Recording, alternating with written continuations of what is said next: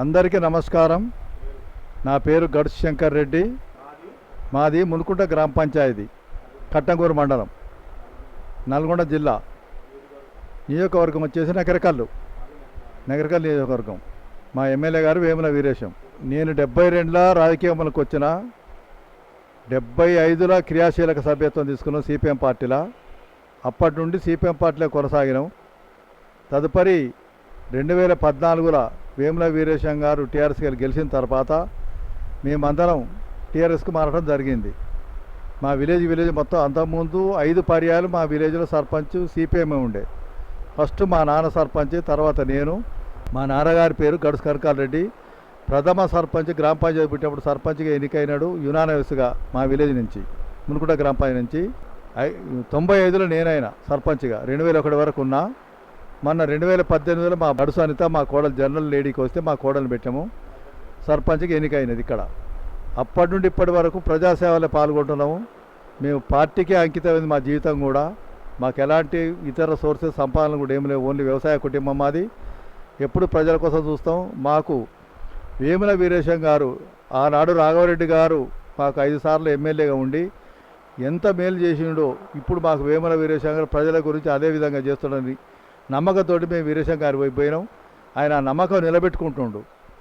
మేము ఏది అడిగినా కానీ మా గ్రామానికి అభివృద్ధి గురించి, సీసీ రోడ్డు కానీ, మేము పార్టీ మారినప్పుడు అప్పుడు వారు ఎమ్మెల్యేగా ఉండ్రి అన్నా. ఇటు సంగతి అనగానే మా విలేజ్లో సీసీ రోడ్లు ఎవరన్నా అంటే అప్పటికప్పుడు నేను ఈ రోడ్లు అడగదు వేయంది మీ ఊరికి రారని 30 లక్షల వర్క్స్ మా ఒక్క ఊరికే పెట్టాడు ఒకేసారి.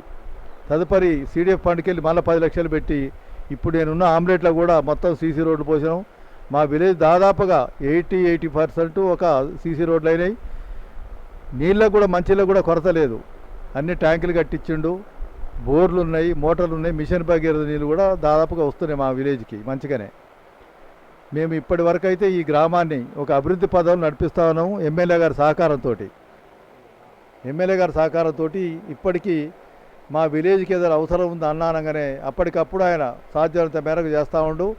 మాకు ఇప్పుడు ప్రధానమైన సమస్య ఈ అసెంబ్లీ కాలువ నీళ్లు. హైదరాబాద్కి వెళ్ళి కాలువ వస్తుంది. ఆ కాలువల గుర్రండెక్కాకు బలిసి నీళ్లు రాకుండా అవుతున్నాయి కాబట్టి దాని మీద చాలా ఇబ్బందులు అయితే మననే 1,20,00,000 రూపాయలు మంజూరు చేయించడం జరిగింది. ఆ పనులు కూడా స్టార్ట్ అయినాయి.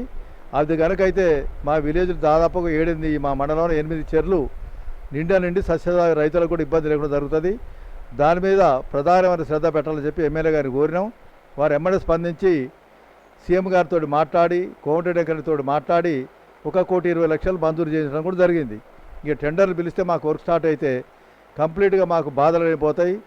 ఆనాడు నిజాం సర్కారు చేసినప్పటి కాలువకు తలుపులు కానాలు పెట్టుంటే అవన్నీ తుప్పట్టిపోయినాయి. ఇప్పుడు అవన్నీ సరి చేస్తే ఏ ఊరికైనా నీళ్ళ సమస్య అనేది ఉండదు. హైదరాబాద్కి వెళ్ళి ఎప్పుడు వాటర్ వస్తూనే ఉంటుంది కాబట్టి ఆ నీరు మా గ్రామాలకు వేస్తే రైతులు కూడా మంచిగా పంతారు.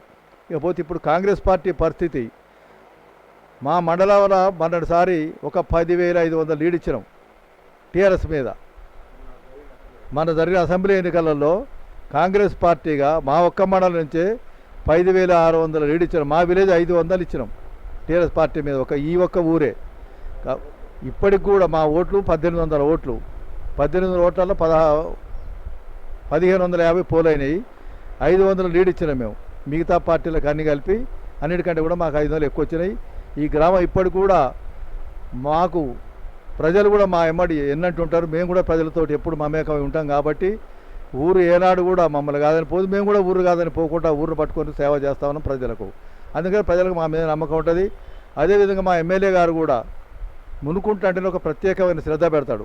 ఈ విలేజ్లో చాలా నమ్మకంగా నీతిగా పనిచేస్తున్నారు కాబట్టి ఈ విలేజ్ను కూడా డెవలప్ చేయాలని ఆలోచనతో వారు మాకు చాలా డెవలప్ చేయడానికి ప్రయత్నం చేస్తూ ఉంటారు. మేము అడిగింది తడువుగా కాదనుకుంటా మాకు అన్నీ చేస్తూ ఉంటారు. మొన్న 2014లో మా దగ్గర ఐకేపీ సెంటర్ లేక కురుమర్తి పోయి మేము ఒడ్డు తీసుకుపోయి జోకిస్తుండేది. ఎమ్మెల్యే గారు మాకు ఇబ్బంది అవుతుంది అనగానే రాత్రి 11 గంటలు కలెక్టర్ గారి దగ్గర కూర్చొని మాకు ఎంబడే ఐకేపీ సెంటర్ మంజూరు చేపిస్తే ఐకేపీ సెంటర్ను తీసి మన మాజీ ఎమ్మెల్యే గారు బ్యాంకుకు పెట్టాడు లింకప్. బ్యాంకుకు పెట్టి వాళ్ళు దోసుకోవడం మొదలు పెడితే మొన్న మాకు ఎమ్మెల్యే గారు అయిన తర్వాత మళ్ళీ ఐకేపీ పెట్టి మాజీ ఎమ్మెల్యే చెల్మర్తి లింగయ్య గారు ఈయన పెట్టి ఐకేపీ సెంటర్ తీసేపించి మళ్ళా కోఆపరేటివ్ బ్యాంకు అనుసంధానం చేసి బ్యాంకర్స్ ద్వారా కొనుగోలు చేపిస్తే అనేక అక్రమాలు జరిగినాయి. ఒక 5,000 గన్నీ బ్యాగులు తగలబెట్టిన వాళ్ళు, తగలబెట్టినా కూడా దాని మీద చర్యలు లేకుండా పోయినది. ఆ ఎమ్మెల్యే గారు, మాజీ ఎమ్మెల్యే చిలుమర్తిలింగయ్య గారు దాన్ని పైకి రాకుండా చేసి వాళ్ళు ఎవరు దోషులు కూడా పట్టుకోకుండా చేసినారు. కాబట్టి మన్నటి దాన్ని కూడా మేము ఇప్పుడున్న ప్రజెంట్ ఎమ్మెల్యే గారిని కోరుతా ఉన్నాం. ఆ గన్ని బ్యాగులు 5,000 బ్యాగులు రైతులకు సంబంధించి తగలబెట్టారు కాబట్టి వాళ్ళని కఠినంగా శిక్షించాలి, వాళ్ళని పట్టుకోవాలని చెప్పి కోరుతా ఉన్నాం. మేము మీడియా సమ్ముఖం కూడా చెప్పుకున్నది ఏంటంటే మా గ్రామంలో అరాచకం అనేది ఉండదు. ఈ చిలుమర్తి లింగయ్య గారు వచ్చిన తర్వాతనే గ్రామంలో అరాచకాలు చేసి కొన్ని తప్పుడు పద్ధతులు అవలంబించి నువ్వు నా పార్టీ కాదు నీ పార్టీ కాదు పోలీస్ స్టేషన్లో పెట్టి కొట్టేయటం కానీ చేయడం జరిగింది. ఇప్పుడున్న ఎమ్మెల్యే గారు మాత్రం ఎవరి మీద ప్రతీకారం తీసుకోవట్లేడు. అందరికీ కలుపుకోకపోదామన్నా ఎవరితో పంచాయతీ అనే మాట చాలా స్పష్టంగా చెప్తా ఉన్నారు. అదే పద్ధతిలో మేము కూడా అవలంబించి మాట్లాడుకుంటూ చేసుకుంటూ పోతా ఉన్నాం. పోతే ఇప్పుడు పార్లమెంట్ ఎన్నికలకు సంబంధించి మా ఎంపీ అభ్యర్థి శ్యామల కిరణ్ కుమార్ రెడ్డి గారు దాదాపు 1,00,000-2 లక్షల మధ్య లీడ్తో గెలిచబోతున్నాడు. మీరు ఎట్లా అంత ఖచ్చితంగా చెప్తున్నారు అన్నప్పుడు మేము విలేజ్లో దాదాపుగా నేను తిరుగుతూ ఉంటాను. మొత్తం నా మండలం మొత్తం ఆర్గనైజ్ కాకుండా మిగతా గ్రామాలు కూడా తిరుగుతుంటాను, మిగతా మండలాలు కూడా వెళ్తుంటాం. కాబట్టి మాకు అర్థమవుతుంది ప్రజల నాడి. మొన్న మేము 5వ తారీఖు నాడు కట్టంగూరులో సాయంకాలం రోడ్ షో పెడితే పెద్ద గాలిదుమ్ము, అనేకమైన వర్షం. ఆ వర్షం లెక్క చేయకుండా కూడా దాదాపు ఒక 10,000 జనం రోడ్డు మీదకి వచ్చారంటే మేము పరేషాన్ అయినాం. ఆ వర్షాలనే మా ఎమ్మెల్యే గారు నిలబడి తరచుగా కూడా ప్రసంగించిండు. అదేవిధంగా కిరణ్ కుమార్ రెడ్డి మా ఎంపీగా అభ్యర్థి కూడా చాలా స్పష్టంగా చెప్పిండు, నేను గెలుస్తున్నాను కానీ మెజార్టీ ఏందో చూసుకోవాలి మనం. నేను గెలిచిన ఎమ్మడే మీ గ్రామాలలో నా పార్లమెంట్ నియోజకవర్గ భువనగిరిలో అభివృద్ధి అనేది చేసి చూపెడతానని చెప్పి హామీ ఇవ్వడం కూడా జరిగింది. ఆయన ఎంపీ కాకముందు కూడా, ఎంపీ అభ్యర్థిగా డిక్లేర్ కాకముందు కూడా మా గ్రామానికి వచ్చినప్పుడు ఇక్కడ మా గ్రామానికి ఆనవాయితీ విచిత్ర వేషాలు వేస్తాం మహాసభలగిన. ఎందుకంటే మా సిపిఎం పార్టీ ఆనవాయితీ ఉంది కాబట్టి నేను గొల్లేసి వేసిన స్వయంగా వేసి డ్యాన్స్ చేస్తుంటే 76 సంవత్సరాలు వచ్చిన కూడా డ్యాన్స్ చేస్తుంటే అప్పుడు కూడా ఇదే అప్పటికైనా ఎంపీగా నిర్ణయం కాలేదు, టికెట్ ఇవ్వలేదు. అయినా నన్ను కింది స్టేజ్ మీద పిలుచుకొని రెడ్డి గారు మీరు ఈ వయసులో ఇంకా ఇట్లా డ్యాన్స్ చేస్తున్నారు, ప్రజల గురించి ఇంకా సేవ చేస్తున్నారని చెప్పి మమ్మల్ని అభినందించడం జరిగింది. ప్రతి వ్యక్తిని ఆయన చాలా సున్నితంగా గుర్తుపడుతుండు. ఇంత కొద్ది కాలంలోనే ఏ విలేజ్కి వచ్చినా పేరు పెట్టి పిలుస్తూ ఉండు, ప్రతి వాడిని గుర్తుపడుతుండు, సమస్యలు చెప్తే సావధానంగా వింటూ ఉండు. కాబట్టి మాకు ఇప్పుడు ఉన్న ఎంపీ అభ్యర్థి కిరణ్ కుమార్ రెడ్డి గారు ఖచ్చితంగా గెలవబోతుండు. రాహుల్ గాంధీ గారు ప్రధానమంత్రి కాబోతుండు. ఇప్పుడు బీజేపీ వాళ్ళు ఏం చేస్తున్నారంటే ఒక రావణ్ బొమ్మ పెట్టుకొని ఆ రావణ్తోటే మనం గెలుదామని ఆలోచనతో హిందూ మతం ముందలేసి రావుంది మేము పెట్టుకున్నాం, రావుడే మాకు దేవుడు అంటుంది. రావుడు అందరికి దేవుడే, నీ ఒకరికేం కాదు. ఆ రావణ బొమ్మను పెట్టుకొని ఓటు దండుకొని ఉపాయం చేస్తుండు.